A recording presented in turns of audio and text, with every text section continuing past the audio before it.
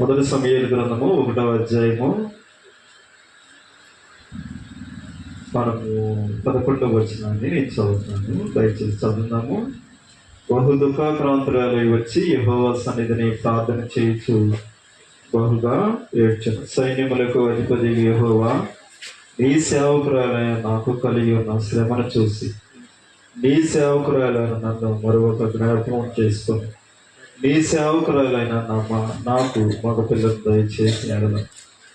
వారి తల మీద క్షౌరము ప్రతి అన్నటికి రానీక వాడి బ్రతుకు దినములన్నిటిను నేను వారిని యెహోవాకు నీకు అప్పగించినని మొక్కుబడి చేసి కొనిను. ఆమె యెహోవా సన్నిధిని ప్రార్థన చేయించు. ప్రేమ కలిగిన తండ్రి యేసు ప్రభువా, ఈ సమయంలో కొద్దిగా మేము దేవుని మాటలు వింటూ ఉన్నప్పుడు పరిశుద్ధాత్మ సన్నిధి మాకు అందించండి. ఎవరైతే వింటా ఉన్నారో వారు కూడా దేవుని వాక్యం ద్వారా ఆధ్యాత్మిక మేలు పొందడానికి మీరు సహాయం చేయమని ప్రార్థిస్తూ ఉన్నాం.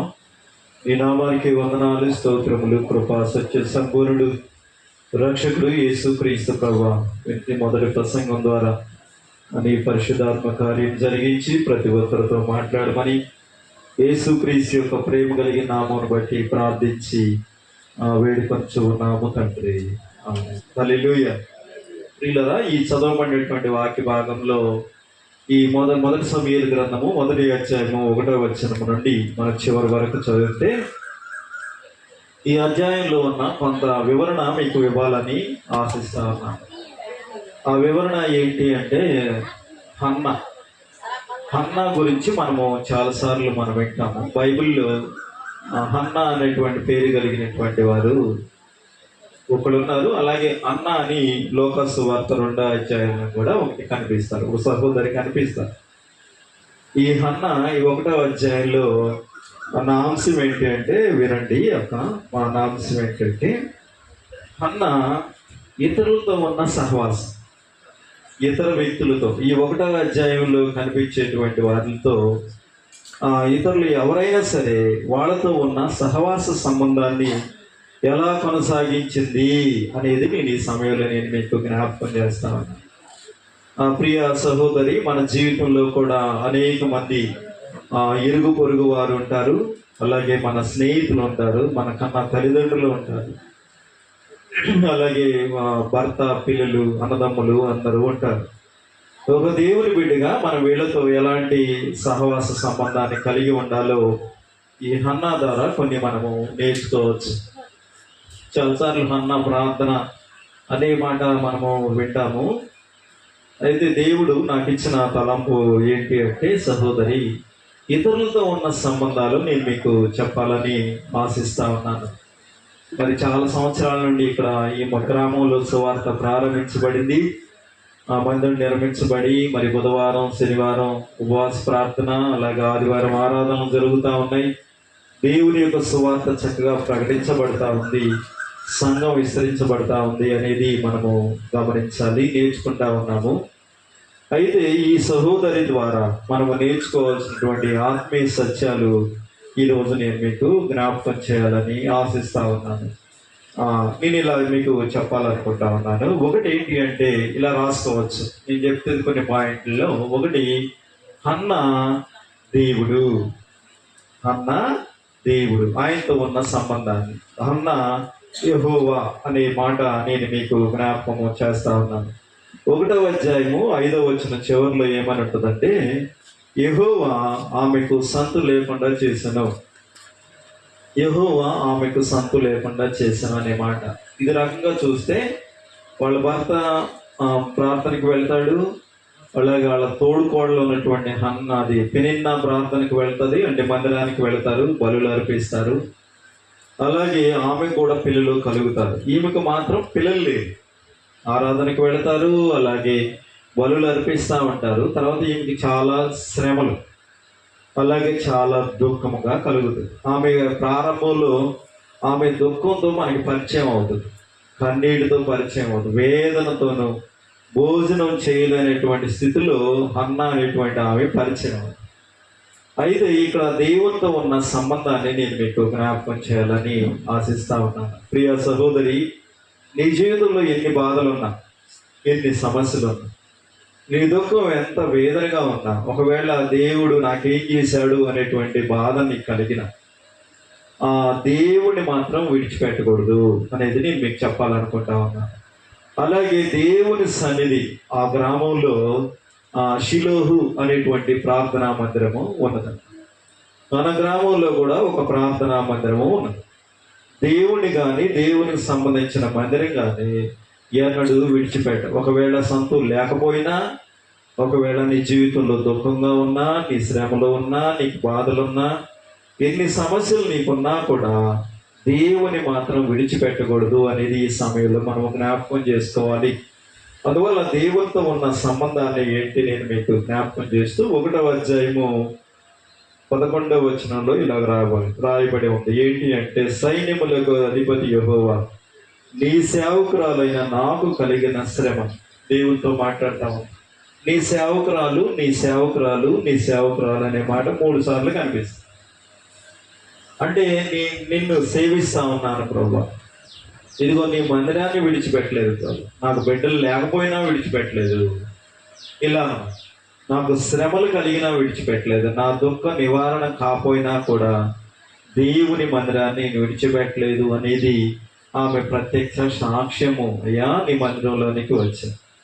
జకరియా ఎలిజబెతులు కూడా బహుకాలము వృద్ధులైనను వాళ్ళు సంతు లేకుండా ఉండెను అని రాస్తూ, తర్వాత వాళ్ళు మర్యాద చొప్పున దేవుని మందిరానికి వెళ్ళి ధూపం వేశారు. ప్రియ సహోదరి, ఒక్కొక్కసారి ఏదన్నా అనుకున్నది జరగకపోయినా, ఏదైనా తగ్గకపోయినా, ఏదైనా బాగకపోయినా, అనుకున్నది నువ్వు సాధించలేకపోయినా కూడా దేవుని మందిరాన్ని మర్చిపోతాను. అలాగే దేవుని దగ్గరికి రావటం మానివేస్తాను.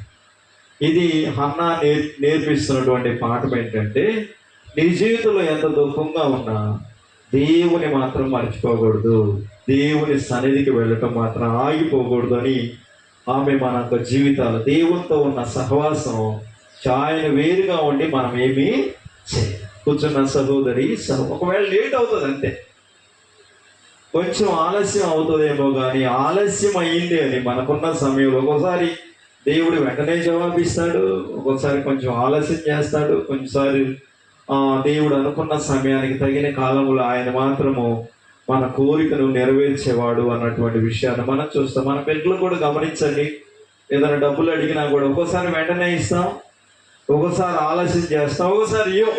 ఎందుకంటే వాడికి ఎప్పుడు అవసరమో, ఏది అవసరమో కూడా మన బిడ్డలకు తెలుసు కాబట్టి ఆలోచించి చెప్తామన్నమాట. అని ఇది మనము గమనిస్తే, నీ సేవకురాలైన 11వ వచనంలో బైబిల్లో చూడవచ్చు, నీ సేవకురాలైన నాకు కలిగిన శ్రమను చూసి, నీ సేవకురాలైన నన్ను మరొక జ్ఞాపకం చేస్తాను, నీ సేవకురాలైన నాకు మగపిల్లను దయచేసిన ఎడల. ఇదే మాటలు దేవునితో ఉన్న సంబంధాన్ని జ్ఞాపకం చేస్తాయి. ఈమె వెళ్ళేది, ఈమె భర్త కూడా వెళ్ళేవాడు, ఏటేట వెళ్ళి బలులు అర్పిస్తూ ఉన్నట్లుగా బైబిల్ గ్రంథంలో చూస్తాం. ప్రియ సహోదరి, మొట్టమొదటి మాటని మీకేమని చెప్తా ఉన్నా అంటే, దేవుని విడిచిపెట్టద్దు, దేవుని మందిరాన్ని విడిచిపెట్టద్దు. ఒకవేళ అనుకున్న సమస్య కాకపోయినా నీ దుఃఖాన్ని తీసివేసేవాడు దేవుడే, అంగుళార్కును నాట్యంగా మార్చేవాడు కూడా యేసుక్రీస్తు ప్రభు. ఆ సమయంలో తగ్గపోవచ్చేమో, కానీ తర్వాత అయినా దేవుడు మీ ప్రార్థన ఆలకిస్తాడు అన్న విషయాన్ని ఈ సమయంలో నేను మీకు జ్ఞాపకం చేయాలని ఆశిస్తా ఉన్నాను. తర్వాత నాకు ఒక మగబిడ్డను దయచేయి అని దేవుని సన్నిధిలో మొక్కుకొని దేవునికి ప్రార్థన చేస్తూ ఉంది అనేది ఈ సమయంలో జ్ఞాపకం చేస్తూ, ఒకవేళ అన్న ఇక్కడ నిలబడితే ఇలా చెప్తుంది, అయ్యా నాకు బిడ్డలు కలగలేదు ఫస్ట్లో, అయినా నేను మానలేదు, నేను దేవునికి వెళ్ళటం, దేవుని సన్నిధికి వెళ్ళడం మానలేదు, ప్రార్థించడం మానలేదు, దుఃఖపడటం మానలేదు, ఇలా రాసే ఉంది. అన్న యెహోవా సన్నిధిలో బహు దుఃఖాక్రాంతురాలై ఏడ్చెను, యెహోవా సన్నిధిలో తన హృదయమును కుమ్మరించెను, హన్నా యెహోవాకు ప్రార్థన చేసెను. ఈ అనుభవాలు ఆమె మనకి నేర్పిస్తా ఉన్నాయి. అందువల్ల నువ్వు దేవుని సన్నిధికి వచ్చి చక్కగా కుమ్మరించాలి నీ హృదయాన్ని, నీ దేవుని సన్నిధిలో ఏడవాలి, దేవుని సన్నిధిలో కన్నీరు కారిస్తే తప్పకుండా దేవుడు నీ కన్నీటిని దేవుడు గుడ్డిలో కొలుస్తాడు. తప్పకుండా ఆ ప్రతిఫలం కలుగుతుందని ఈ మొట్టమొదటిగా రిలేషన్ మీకు చెప్పాలన్నా, దేవుని మొక్కుబడి చేయటంలో కూడా అన్న చక్కగా మనకి చూపిస్తా ఉంది. దేవునితో నేను ఎన్నడూ విడిచిపెట్టలేదు, మొక్కుబడి చేసుకున్నాను, ఆరాధిస్తా ఉన్నాను, దేవుని మందిరాన్ని నేను ఎన్నడూ విడిచిపెట్టలేదు అనేది ఈ సమయంలో మంచి సాక్ష్యము హన్నా ద్వారా మనము నేర్చుకోవాలి. చక్కగా 3 రోజులు మనకు సభలు ఉన్నాయి. ఈ సభలు కూడా మనం విడిచిపెట్టద్దు. అలాగే ఇక్కడ జరుగుతున్నటువంటి ఉపవాస ప్రార్థన బుధవారం కానీ, శనివారం కానీ, ఆన్లైన్ ప్రేయర్స్ కానీ, ఆదివారం ఆరాధన కానీ నువ్వు దయచేసి విడిచిపెట్టకూడదని ఆ దేవునితో ఉన్న సంబంధాన్ని నేను మీకు జ్ఞాపకం చేస్తా ఉన్నాను. తర్వాత ఇంకొక సంబంధాన్ని నేను మీకు జ్ఞాపకం చేయాలని ఆశిస్తా ఉన్నాను ప్రియులారా. ఇదేంటి అంటే ఇతరులతో ఉన్న 6వ వచనంలో ఈ మాట వ్రాయబడి నేను చదువుతున్నాను, దయచేసి చూడండి. 1వ అధ్యాయము 6వ వచనంలో, యెహోవా ఆమెకు సంతు లేకుండా చేసి ఉన్న హేతువును బట్టి ఆమె వైరి, బైబిల్ చూడండి, ఆమె వైరియగు పెనిన్నా ఆమెను విసిగించుటకై ఆమెకు కోపము పుట్టించుచూ వచ్చారు.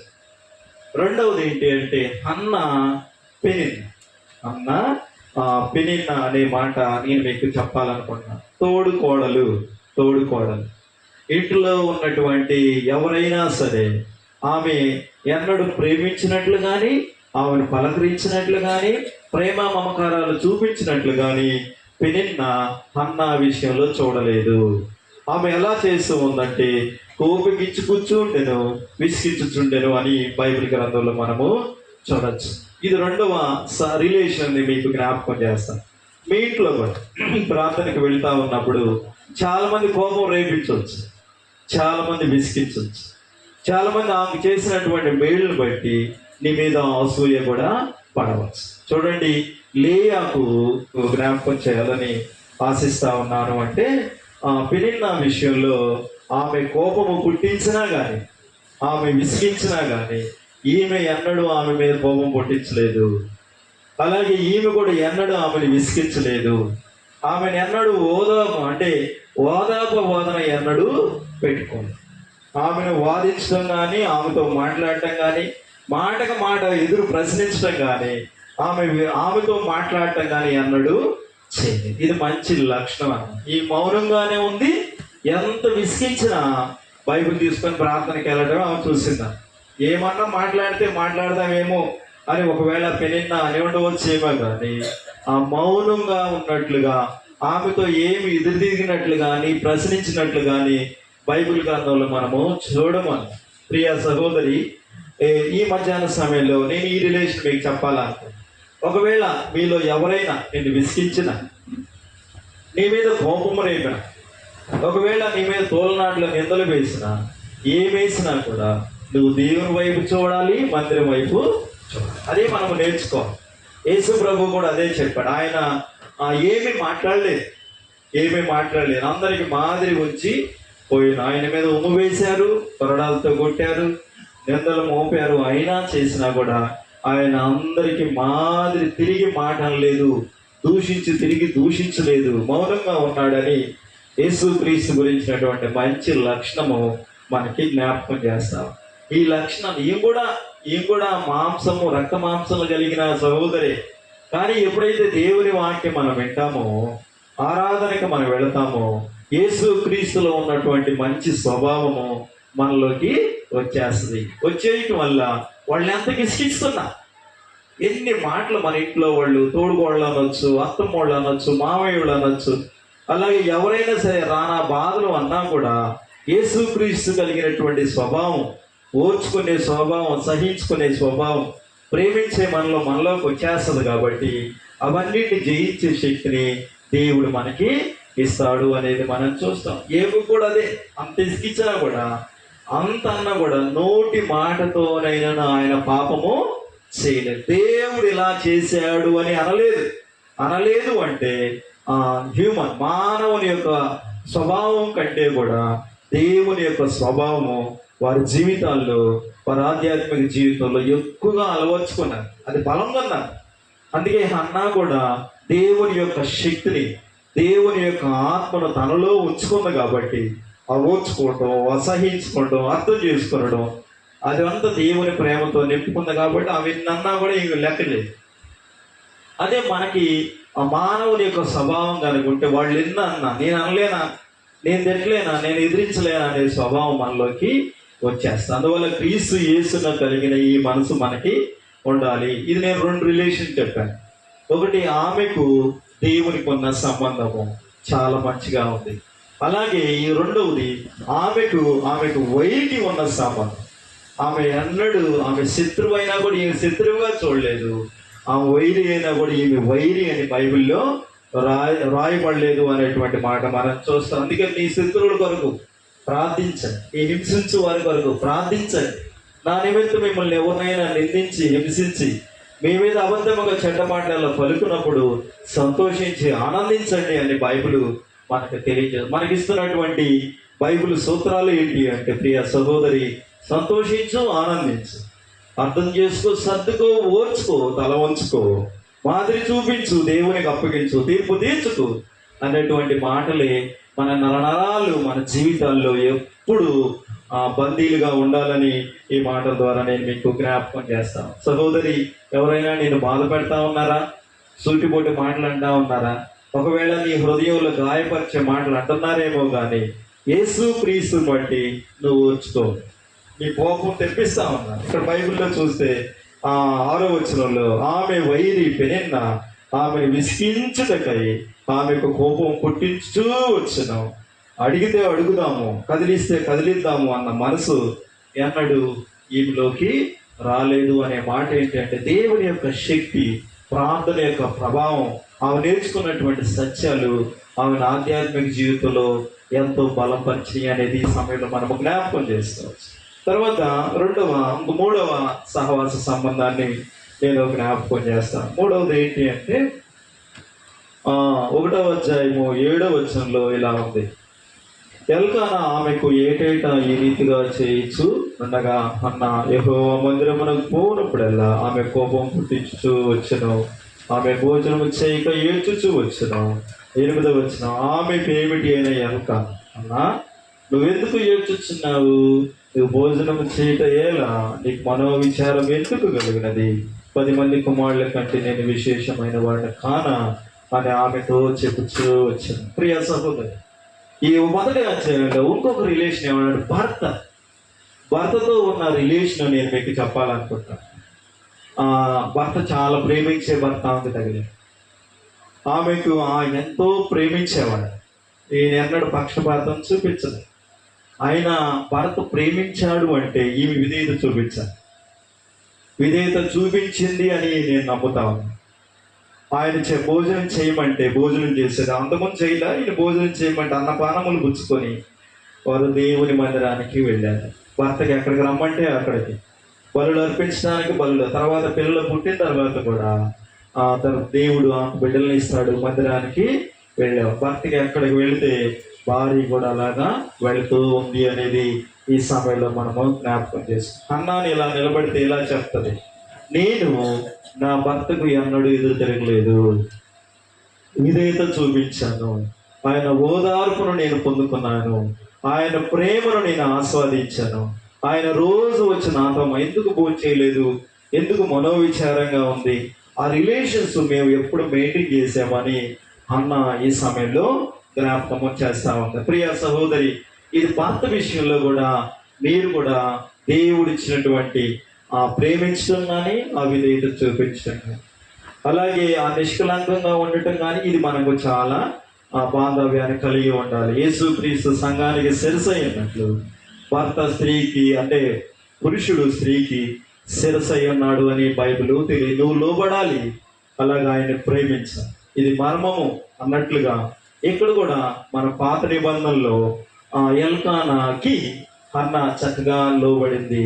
అలాగే హన్నాని కూడా ఎల్కానా చాలా ప్రేమించాడు. ఈ బాంధవ్యము చాలా వాళ్ళకి కొనసాగింది. అన్నడు ఇన్నిలో బిడ్డలు లేకపోయినా, వేరే తోడుకోళ్ళ బిడ్డలున్నా, ఏమిలో లోపము అంటే సంతు లేని దానిగా ఉన్నా కూడా, బిడ్డలు లేని దానిగా ఉన్నా కూడా ఎల్కానా ఎప్పుడు ఆవిడ ప్రేమించేవాడు. ప్రియ సహోదరి, ఈ సమయంలో ఆ రిలేషన్స్ మనం కూడా ఎన్నడూ మెయింటైన్ చేయాలి. భార్యాభర్తల అనుబంధం, హస్బెండ్ భార్య అనేటువంటి రిలేషన్ చక్కగా జకరియా ఎలిజబెత్ల, అబ్రహాము శారాల, ఏసేవు మరియల ఎన్ని ఉన్నా కూడా కలిసి మెలిసి ఈ జీవిత ప్రయాణంలో ముందుకు వెళ్ళాలని ఈ మాటల ద్వారా నేను మీకు జ్ఞాపకం చేస్తా ఉన్నాను. ఇలాంటి రిలేషన్ మీరు కొనసాగించాలి అని ప్రేమతో మనం చేస్తాం. చిన్న చిన్న సమస్యలు ఉంటాయి, అర్థం చేసుకొని యేసుక్రీస్తు ప్రేమతోను మనం కొనసాగుతా ఉన్నప్పుడు, ఎందుకు నువ్వు ఏడుస్తున్నావు, ఎందుకు నువ్వు భోంచేయలేదు,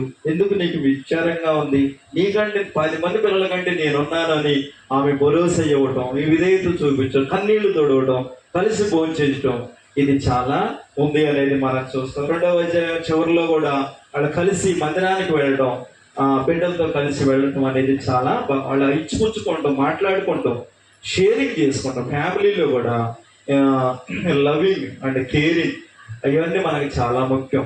ఒకరికి పరామర్శించుకునే అవి బాంధవ్యాలు కూడా మనకి ఉండాలి. అంటే హన్నాకి వైరికి ఉన్న సంబంధాన్ని చెప్పాను. అలాగే హన్నాకు భర్తకు ఉన్న సంబంధాన్ని కూడా నేను మీకు జ్ఞాపకం చేస్తాను. ఇంకొక రిలేషన్ కూడా మీకు చెప్పాలని యేసుక్రీస్తు ప్రభు పేరిట మీకు మనం చేస్తా ఉన్నాను. బైబిల్ చూడండి, 1వ అధ్యాయం, మొదటి సమూయేలు గ్రంథం 1వ అధ్యాయంలో ఇలా రాయబడి ఉంది. 17వ వచనంలో, అతడు ఏలి, నీవు క్షేమంగా వెళ్ళుము, ఇశ్రాయేలు దేవునితో నువ్వు తెలుసుకొని మనవి ఆయన దయచేయుగా కని ఆమెతో చెప్పగా, ఆమె నీ సేవకురాలని నీ దృష్టికి నేను కృపనొందాను అనే మాట మనం చూస్తాం. ఈ రిలేషన్ ఏంటి అంటే, వినండి, దైవ సేవకుడికి ఒక విశ్వాసకున్న సంబంధం, ఏలీకి అలాగే హన్నాకున్న సంబంధం. ఈమె రోజు వచ్చి ప్రార్థన చేయటం ఏలీ చూసేవాడు. ఏలీ కుమారులు కూడా ఓప్ని, ఫీనెహాసులు కూడా యాజకులుగా ఉన్నారు. ఈయన ముఖ్య పెద్ద ఆయన. ఆమె రోజు రావటం, కన్నీరు కారవటం, అసలు ఏడవటం, దుఃఖంగా ఉండటం ఈయన చూశారు. అది చూసి ఏడుస్తూ ఉండాలి. ఈయన కూడా అసలు ఆమె చేస్తున్న కన్నీరు కానీ, ఆ ఏడవటం కానీ, ఆ కుమ్మరించడం ఈయనే చూసి ఆశ్చర్యపోయారు. ఈ రిలేషన్ నేను ఏమని మీకు చెప్పాలనుకుంటా ఉన్నానంటే, నువ్వు కన్నీరు కారవటం, నువ్వు దేవుని సన్నిధిలో చక్కగా రావటం, నీ సంఘ కాపరి చూడాలి, నీ ఇరుగు పొరుగు వారు చూడాలి, ఈ సంఘ పెద్దలు చూడాలి. అక్క ఎంత మాదిరిగా వస్తావు, ఎంత సమయానికి వస్తావు, ఎంత పద్ధతిగా వస్తావు, ఎంత ఏడ్చి ప్రార్థన చేస్తావు, ఎంత చక్కగా కూర్చుంటావు అనేది చెప్పగలుగుతూ ఏలీ చెప్తా ఉన్నాడు. ఏలీ ఆమెతో చెప్తున్నటువంటి మాట బైబిల్ చూడండి. అమ్మా, నువ్వు క్షేమంగా వెళ్ళు. ఏమన్నాడు? క్షేమంగా వెళ్ళు అంటే నీ దుఃఖం నివారణ అయిపోతా ఉంది. నీ బిడ్డలు లేదని బాధపడుతున్నావు కదా, దేవుడు నీకు బిడ్డలు ఇవ్వబోతా ఉన్నాడు. నీ మొక్కుబడి తెచ్చిపోతా ఉంది. దేవుడు నీ కన్నీటిని దుఃఖాన్ని నాట్యంగా మార్చబడతా ఉన్నాడు. నీ హృదయంలో సంతోషమును ఇవ్వబోతా ఉన్నాడు. నీ ఒడిలో సంతోషాన్ని ఇవ్వబోతా ఉన్నాడు అని బ్లెస్సింగ్స్ ఇచ్చినట్లుగా మనం చూడవచ్చు. అందుకే దైవ సేవకుల యొక్క ఆశీర్వాదాలు మనకు అవసరం, వాళ్ళు దీవెనలు మనకు అవసరం. దేవుడు దీవించిపోతామన్నాడు. ఒకవేళ బిడ్డల కొరకు ప్రార్థన చేస్తామంటే బిడ్డలు ఇవ్వబోతామన్నాడు. ఒకవేళ ఉద్యోగం కొరకు ప్రార్థన చేస్తామంటే, అమ్మా ఇన్ని రోజులు ఉపవాస ప్రార్థన చేస్తా ఉన్నాం, నీ బిడ్డలకు ఉద్యోగాలు ఇవ్వబోతామన్నాడు. లేకపోతే వివాహాలు కలగబోతా ఉన్నాయని మాట్లాడటం కూడా చాలా ముఖ్యం. ఈ రిలేషన్ కూడా చాలా ముఖ్యం. దైవ సేవకులతో మాట్లాడాలి, ఆధ్యాత్మిక సలహాలు తీసుకోవాలి, మనం వెళ్ళి మాట్లాడాలి. దేవుడు వాళ్ళకి అధికారం ఇచ్చాడు కనుక సంఘానికి సంఘ కాపరి చాలా ప్రాముఖ్యం. ఆధ్యాత్మిక సలహాలు, ఆ రిలేషన్స్ మాట్లాడుకోవటం. అయ్యా నీ కృప, నీ సేవకురాలని నాకు ఈ కృప కలుగునుగా అనే మాటలు ఆమె చక్కగా ఏలీతో మాట్లాడటం, ఆ దీవెనలు నేను మీకు చెప్పాలనుకుంటా ఉన్నా. 17వ వచనం, నీవు క్షేమంగా వెళ్ళుము, ఇశ్రాయేలు దేవునితో నీవు చేసుకునే మనవి దయచేయును గాక అనేది ఆయన చెప్పగా, ఆమె అయ్యా నీ సేవకురాలని నేను నీ దృష్టికి కృప పొందుతున్నానని ఆమె చెప్పి వందనాలు చెప్పేసి వెళ్ళిపోయాడు. దేవుడు 2వ అధ్యాయంలో ఆమె గర్భాన్ని తెరవడం, దేవుడు ఆమె బిడ్డని ఇవ్వటం మనము చూడవచ్చు. ఇంకొక రిలేషన్ చెప్పి నేను ముందుకు తీసుకొని వెళ్ళాలని ఆశిస్తా ఉన్నాను. అదేంటి అంటే హన్నా సమూయేలు అన్నమాట. సమూయేలు దేవుడు ఆమె తీసుకొని రావడం నేను మీకు జ్ఞాపకం చేస్తాను. చూడండి 1వ అధ్యాయం 28వ వచనంలో, కాబట్టి నేను ఆ బిడ్డను యెహోవాకు ప్రతిష్ఠించుచున్నాను, తాను బ్రతుకు దినములన్నిటిలో వాడు యెహోవాకు ప్రతిష్ఠితుడని చెప్పను. అప్పుడు వాడు యెహోవాకు తీసుకొని వెళ్ళింది అనమాట మందిరానికి. అయ్యా నువ్వు ఇచ్చినట్టు నాకు అన్నిటి నువ్వు ఆలకించావు, ఇదిగో నాకు బిడ్డనిచ్చావు, మగ బిడ్డని ఇవ్వు అని చెప్పావు, ఇదిగో మగ బిడ్డని ఇచ్చావు అని ఆ సమయంలో అక్కడ తీసుకుని వెళ్ళింది, మందిరంలో పరిచయం చేసింది, అప్పగిచ్చేసింది, ప్రతిష్ఠ చేసింది. తర్వాత ఆయనకి ఎపోదును తీసుకుని వెళ్ళేదాన్ని, ఒక అంగీని కూడా కుట్టించి ఆ ఒక మంచి వస్త్రాన్ని సమూయేలుకి ఇచ్చింది. దేవుడు ఒక మగబిడ్డలు ఇవ్వమని అడిగితే తర్వాత దేవుడు ఆమెకు ఇంకా 3 మగబిడ్డలని, 2 ఆడపిల్లలను దేవుడు ఇస్తాడు. టోటల్గా హన్నాకి గర్భంలో పుట్టినటువంటి బిడ్డలు సమూయేలు, తర్వాత 3 మగపిల్లలు, తర్వాత మళ్ళీ 2 ఆడపిల్లలు, మొత్తం 6 అన్నమాట. దేవుడు 6 ఆమెను ఆశీర్వదించాడు కదా. ఆ బిడ్డలతో కూడా అలాగే మన బిడ్డల్ని నేను మీకు చెప్పాలనుకుంటున్నా, మన బిడ్డలను కూడా మందిరానికి తీసుకొని వెళ్ళాలి. 2వ అధ్యాయంలో మనం ముందుకు వస్తే 21వ వచనంలో ఈ మాట కనపడుతుంది. ఆమె యెహోవా హన్నాను దర్శింపగా ఆమె గర్భవతి 3 కుమారులను 2 కుమార్తెలను కనెను. అయితే బాలుడగు సమూయేలు యెహోవా సన్నిధిని ఉండి ఎదుగుచూ ఉండెను అనేది మనము చూడవచ్చు. చాలా సంతోషం. 2వ అధ్యాయం అంతా సంతోషంతో ప్రారంభించబడుతుంది, కృతజ్ఞతతో ప్రారంభించబడుతుంది. 1వ అధ్యాయం అంతా దుఃఖం అంతా పోతుంది. ఆమె నీ రిలేషన్స్, నీ బాంధవ్యాలు, తెలుగు పొరుగు వారితో అందరితో ఉన్న సహవాస సంబంధాలు అనేక మందికి ఆశీర్వాదకరంగా ఉండాలని ఈ మాట ద్వారా నేను మీకు జ్ఞాపకం చేస్తాను. సమూయేలు ఎంత ఆశీర్వదించబడతాడు. తర్వాత మరి ఏలీ చనిపోయిన తర్వాత ఈ సమూయేలే అక్కడ యాజకుడు అయిపోతాడు. ఇదంతా పరిచర్య చేస్తాడు. చక్కగా కిటికీలు తీయటము, అక్కడ వణుకునడం, మందిరంలో పరిచర్య చేయటం, తన కుమారుడికి అన్ని చెప్పుకుంది. ఏటా వచ్చి అన్ని చెప్పుకోమ్మా, ఇలా వస్త్రాలు వేసుకోవాలి, ఇలా మోకరించాలి, ఇదిగో ఇలా ప్రార్థించాలి, ఇలా దైవ సేవకులు లోబడి ఉండాలి, ఆయన పరిచర్య చేయాలి, మందిరంలో పరిచర్య చేయాలని అన్న తన కుమారుడికి చెప్పిందని నేను నమ్ముతాను. మీరు కూడా మీ బిడ్డలకి ఈ పరిచర్య చేయాలి. మందిరంలో మనకు బాధ్యత ఉంది. ఈ దేవుని రాజ్య వ్యాప్తిలో కుటుంబం అంతా కష్టపడాలి అని మనం నేర్పించాలి. అందువల్ల ఈ సహవాస సంబంధాలు, ఈ రిలేషన్స్ అన్నీ మనకున్నాయి. దేవునితోనూ, భర్తతోనూ, అలాగే వ్యతిరేకమైనటువంటి వాళ్ళతోనూ, అలాగే దైవ సేవకులతోనూ, మనకి గర్భాన్న పుట్టిన మనకి బిడ్డలతో, మన తోడుకోడలు పిల్లలు, అలాగే మన ఇరుగు పొరుగు వారి పిల్లలు కూడా మన బిడ్డలు లాంటి వాళ్ళు కూడా మందిరానికి మందిరానికి తీసుకొని వచ్చినప్పుడు వాళ్ళు ఎంతో ఆశీర్వదించబడతారు. అలాగే ఈ గ్రామంలో కూడా దేవుని సన్నిధికి రండి. ఈ 3 రోజులు చక్కగా మీటింగ్స్ ఉన్నాయి. ఇతరులతో ఉన్న సహవాస సంబంధాలు ఎన్నడూ బ్రేక్ అవ్వకూడదు. ఇది నేను మీకు చెప్పాలనుకున్నాను. అది కొనసాగిస్తూ ఉండాలని ఈ మాటల ద్వారా నేను మీకు జ్ఞాపకం. నిన్న ఒక ఉప్పుగొండూరులో పాశ్రమం చనిపోయారు. నేను వెళ్ళే సమాధి కార్యక్రమం. ఆ స్త్రీలు చాలా మంది ఏడుస్తూ ఉన్నారు. నాకు ఆ ఏడుపు రావటం ఆమె నాకు అనిపించింది, ఎంత సాక్ష్యాన్ని సంపాదించుకుంది అక్క అని అనిపించింది అనమాట. బాగా ప్రేమించారు. పిల్లలు మనం జీవించినంత కాలము ఇతరులతో ఉన్న సహవాస సంబంధాలకు బాగా బాండేజ్ ఉండాలి. ఏదన్నా బ్రేక్ ఉన్నా వెంటనే పలకరించుకోవాలి, పరామర్శించుకోవాలి. ముఖభేదాలు మనకొద్దు. క్రీస్తు యేసును బట్టి మనం పలకరించుకో, మన జీవితాంతము ఇలా కొనసాగాలి అని యేసు క్రీస్తు ప్రభు పేరిట నేను మీకు జ్ఞాపకం చేస్తాను. మొత్తం 5 రిలేషన్స్ చెప్పాను. ఈ 5 సహవాస సంబంధాలు నువ్వు ఎప్పుడు కొనసాగింపచేయాలి. ఒకవేళ ఎవరితో శత్రువుగా ఉన్నావా, దయచేసి పలకరించు. ఒకవేళ మందిరాన్ని మానేస్తున్నావన్నావా, దేవుని మందిరానికి రా. ఒకవేళ దేవుని మీద ఏదన్నా నాకు చేయలేదని అలుగుతున్నావా, దయచేసి అలా ఉండవద్దు. ఒకవేళ దైవ సేవలతో మాట్లాడుకున్నావా, నువ్వు చక్కగా పలకరించు. క్షేమంగా వెళ్ళు, దేవుడు దీవిస్తాడు అనే మాటలు నువ్వు పలికించుకో. అలాగే నీ బిడ్డలను నువ్వు తీసుకురాకుండా ఉంటున్నావా, వాళ్ళని తప్పకుండా తీసుకురా. నువ్వు పరిచయం చేయకపోతే ఇంకెవరు పరిచయం చేస్తారు? పరిచయం చేయాలి, మాట్లాడాలి. అట్లాంటి కృప నీకును, నీ కుటుంబాలకును, నీ బిడ్డలకును, ఈ గ్రామానికి దేవుడు ఆశీర్వదించాలి. షిలోహు ప్రార్థన మందిరంలో అన్న ఎలా దీవించబడిందో ఈ గ్రామంలో ఉన్నటువంటి మీ కుటుంబస్తులు ఈ గ్రామం ద్వారా, అలాగే ఈ మందిరం ద్వారా, సహవాసం ద్వారా దీవించాలని ఈ మొట్టమొదటి మాటలు నేను ముగిస్తూ ఉన్నాను. చిన్న ప్రార్థన చేస్తున్నాను. దేవుడి మాటలు దీవించిన ప్రేమ కలిగిన తండ్రి యేసు ప్రభువానికి వందనాలు.